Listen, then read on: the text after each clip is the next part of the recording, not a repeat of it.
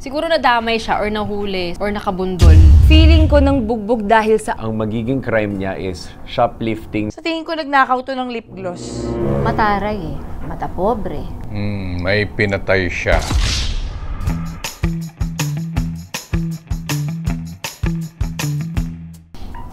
Ako niisip ko, sobrang bait kasi ni Isa, parang wala akong any negative bone na nakikita sa kanya, ganun.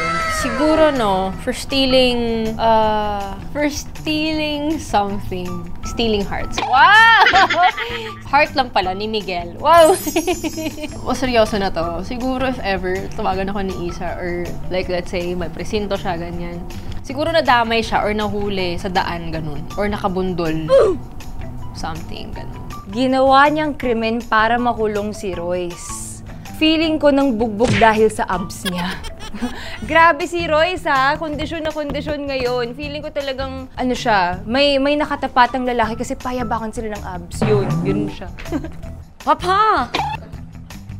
So kasi sa script, backstory ng papa, nakalagay kasi nanay, tatay, pero mama, papa yung ginasabi namin. So ang dami naming moments sa taping na, oo nga pala, mama, papa. So, nagiging mama and papa. So, si papa, feeling ko kung nakulong to, ang crime niya is masyadong dramatic.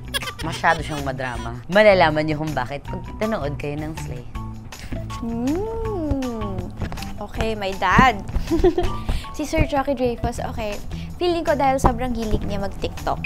Feeling ko ang magiging kasalanan niya sa batas is trespassing. Feeling ko sa mga illegal na places, porket maganda yung scenery, porket TikTokable yung place, kahit na bawal, feeling ko doon natin mahahanap si Sir Jockey na nagte-TikTok. Si Daddy. Okay.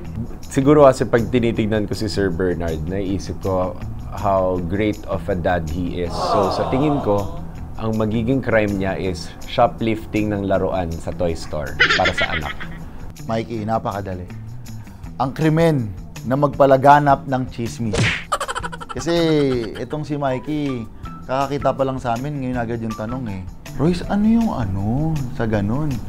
Sabi ko, ito naman, almusal naman, sige na nga, ito na nga.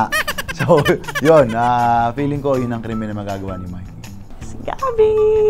Okay, feeling ko bogus buyer. Kasi grabe siyang umorder ng food. Every meal, mag-order siya ng food delivery. So pati kami nadadamay. Pati sa pizza, ganyan, kami yung kumakain lahat. Uy, okay.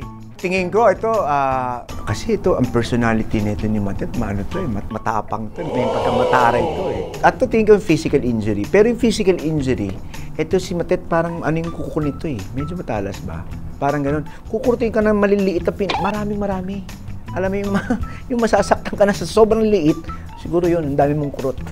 Si Julie. Wala ko. Kasi sabi ko lang ang bait ng bata. Sa tingin ko nagnakaw to ng lip gloss. Oo, nagnakaw ng lip gloss doon sa tindahan ni Aling Nena. Yun lang. Nahuli siya ng tindera, dinala sa barangay, tapos dinala sa presinto. Wala, mabait ito eh. Wala akong maisip dito, kumuha ng lip gloss doon. Kung si Mikey meron, madami yan.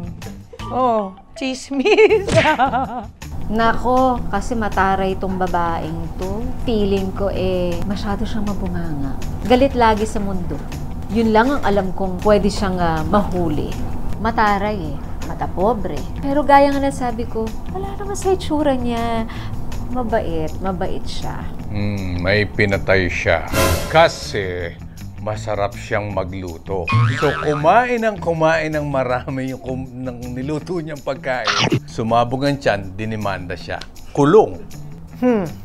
Si James, feeling ko, I know he's a doting father. Napag-usapan na nga namin gano'n niya kamahal ang anak niya. Kaya feeling ko lang, baka wala siyang kasalanan, pero baka naman aakuin na niya lahat ng kasalanan kahit hindi kanya. Hindi ko sinasabing may kasalanan yung anak.